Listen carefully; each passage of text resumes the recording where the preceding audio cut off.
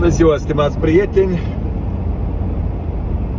Este duminică dimineață, la invitația locuitorilor din satul Vertujeni, raionul Florești. Mergem la adunarea satului să discutăm despre așa numita amalgamare benevolă. Iată, merg împreună cu colegul meu jurist, domnul Victor Macovei, să discutăm cu oamenii din partea locului, care, bineînțeles, sunt preocupați de această reformă, ce urmează de făcut, dacă trebuie sau nu trebuie de făcut amalgamarea respectivă și, bineînțeles, să răspundem și la întrebările cetățenilor.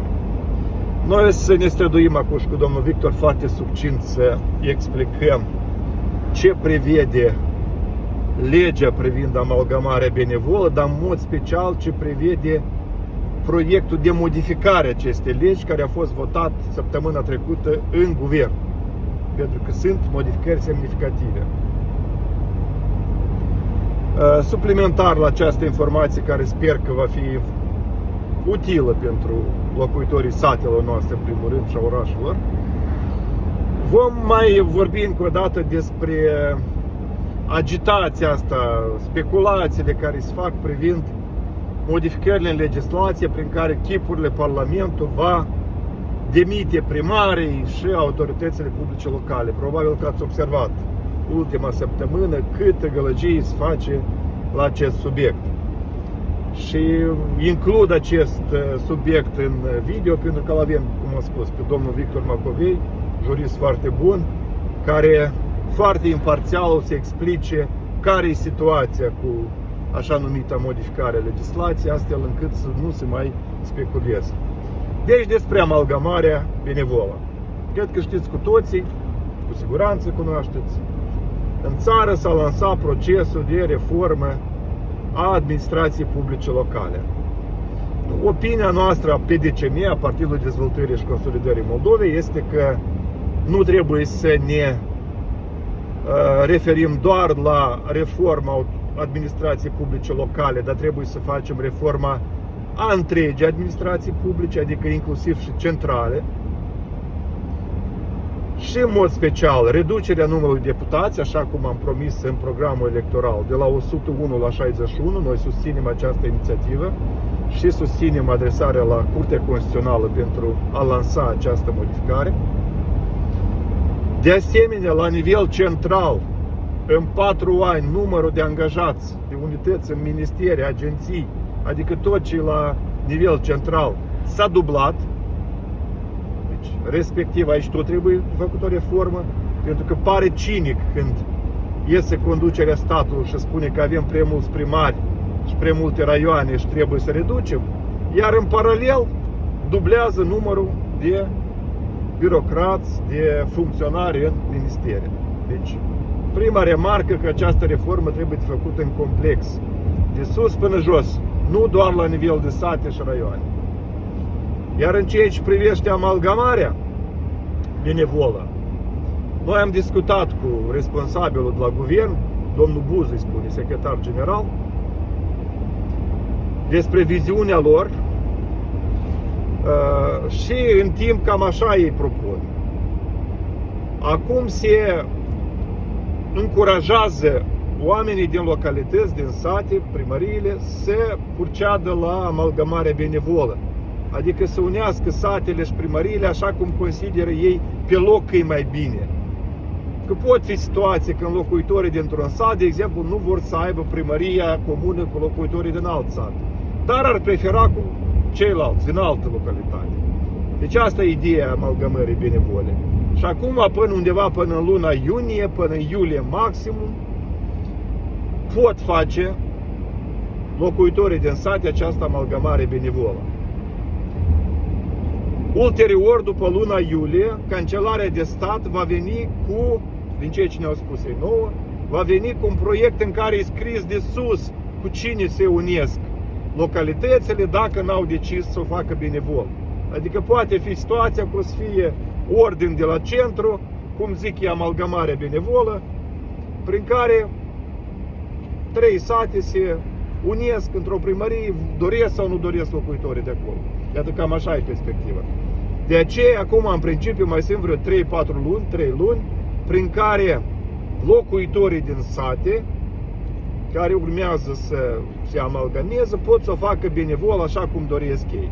În principiu, noi pentru asta mergem acum la Vertujeni, să le explicăm oamenilor, astfel încât cetățenii de acolo să decidă ei cum e mai bine.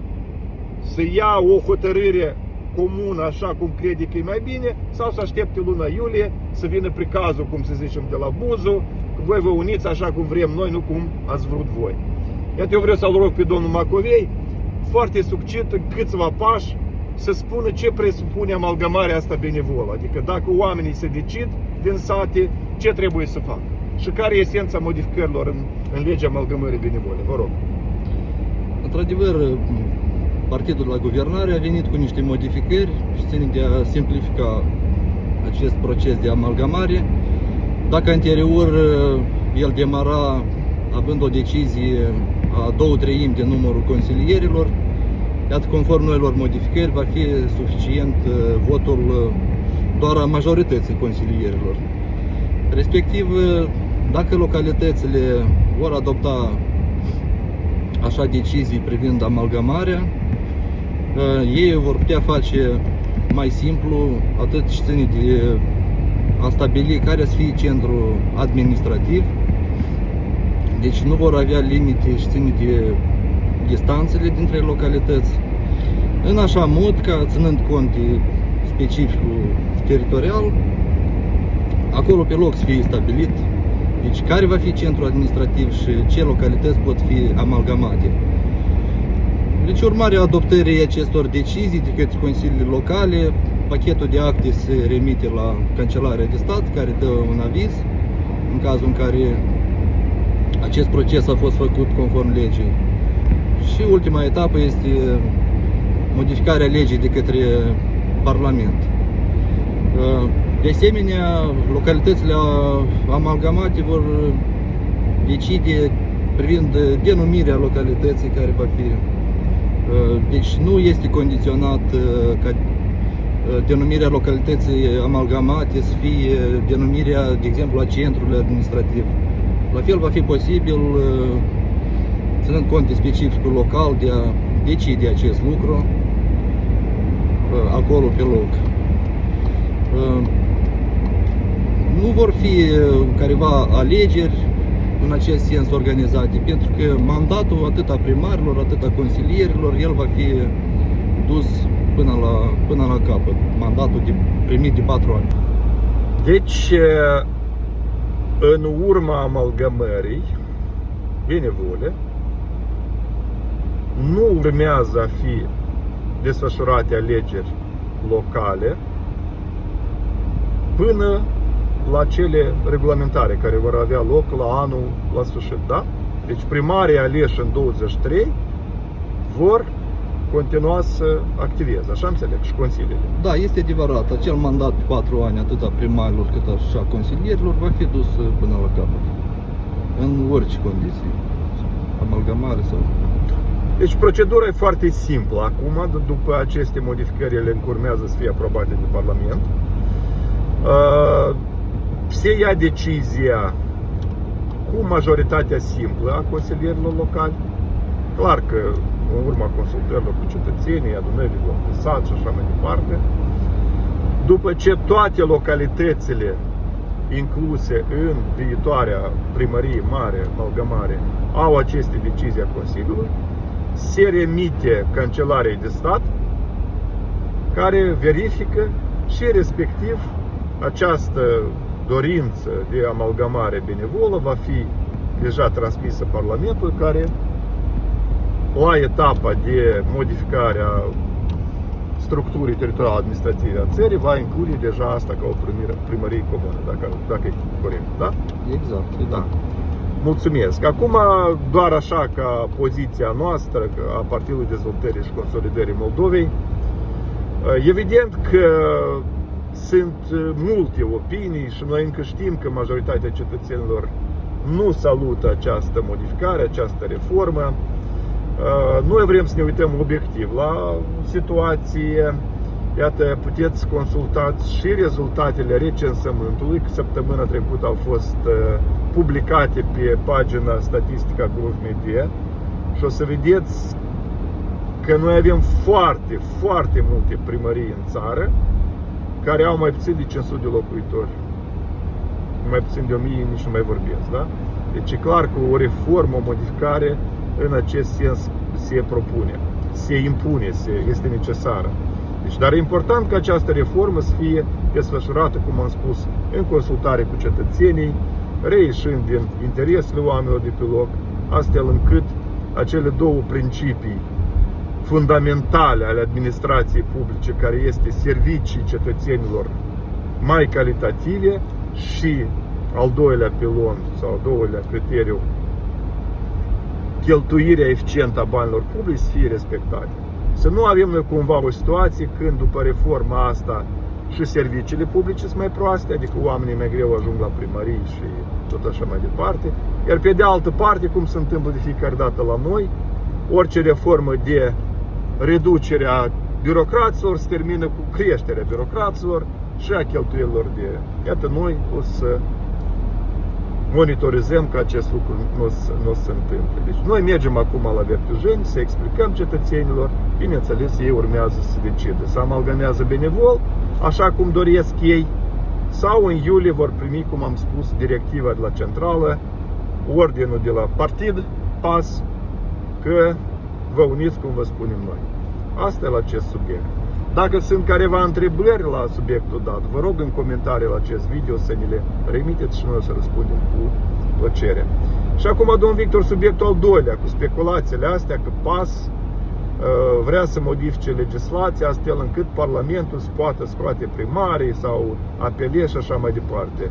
Că am văzut că toată săptămâna s-a discutat, chiar s-a speculat la acest capitol. Dumneavoastră, ca jurist, vă rog, foarte succint, explicați care e realitatea. Într-adevăr, am urmărit și eu în spațiu public acele discuții foarte denaturate, pentru că, în esență, prevederea din proiectul codului Parlamentului nu este o novație, pentru că este în Constituție această competență pentru Parlament, care în situații absolut extraordinare, care nu s-au întâmplat niciodată, pot să dispună suspendarea consiliilor raionale, consiliilor locale.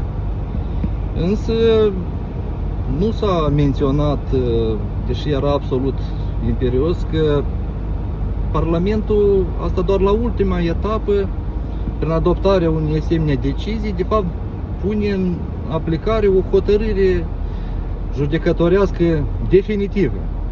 Pentru că, ca să se întâmple acest lucru, trebuie să existe motive foarte serioase și la adoptarea deciziei participă toate trei puteri în stat.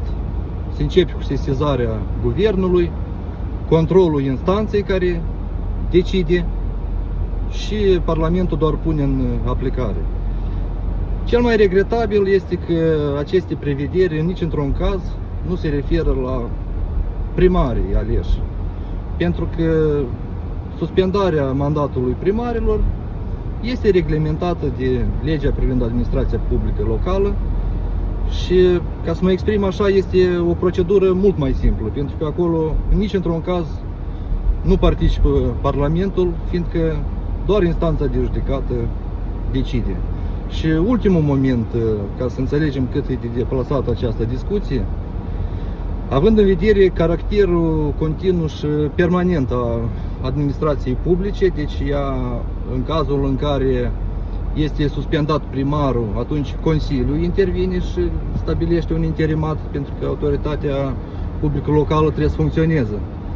Iar în acest caz mult discutat, atunci când, așa cum spuneam, în cazuri extraordinare, ar putea fi dizolvat un Consiliu, va rămâne primarul care să exercite atribuțiile și ale Consiliului. Am înțeles, dacă se traducem din limbaj juridic în limbaj omenesc, nu se schimbă nimic prin proiectul respectiv. În Constituție e prevăzut acum că autoritatea publică locală poate fi dizolvată, deci conform procedurilor. Deci, în legea privind administrația publică locală, aprobată încă în 2006, prin articolul 25, 49 sau 48, e prevăzută competența Parlamentului de a dizolva Consiliul Local și Raional după decizia instanței, doar decizia instanței poate servi un asemenea temei. Iar în proiectul cu care se vine acum în Parlament, în principiu scris același lucru. Dizolvarea consiliilor locale poate avea loc după decizia instanței, cum se numește, contencios administrativ. Am învățat eu în termen juridic. Deci nu se schimbă absolut nimic. Iar în privința primarilor, e aberație, mă iertați, nu-i prevăzut asta în codul nou și după cum a spus domnul Macovei, este o procedură cu mult mai simplă, nu se ajunge la Parlament, asta e prin decizia instanței. Deci noi sugerăm încă o dată să se renunțe la speculație la acest capitol și îndemnăm toți colegii să ne concentrăm pe alte aspecte acestui cod care sunt cu mult mai grave, după cum am spus, inclusiv limitarea dreptului deputaților de a se exprima și multe alte lucruri care sunt prevăzute în acest cod. Acestea fiind spuse, vă mulțumim foarte mult.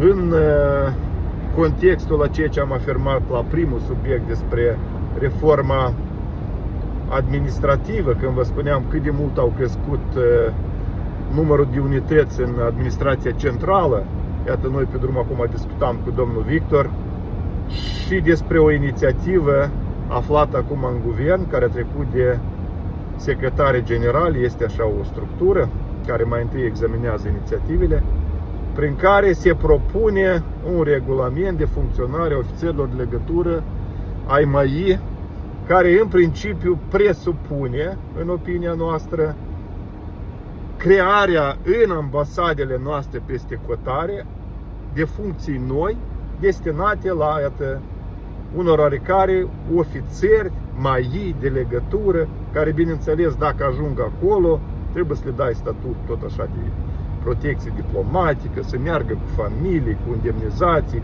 cu milioane și milioane de cheltuieli la bugetul de stat. Deci, pe de o parte, cum am spus, iată, se mărește substanțial numărul de unități în administrațiile centrale, iar în cazul autorităților locale se sugerează și se procede la diminuarea semnificativă a oamenilor din autoritatea publică locală. Noi vă mulțumim, o să discutăm azi la Vertujeni, dacă o să avem informații și întrebări la care nu am putut răspunde, o să mai venim cu un video. O zi bună tuturor!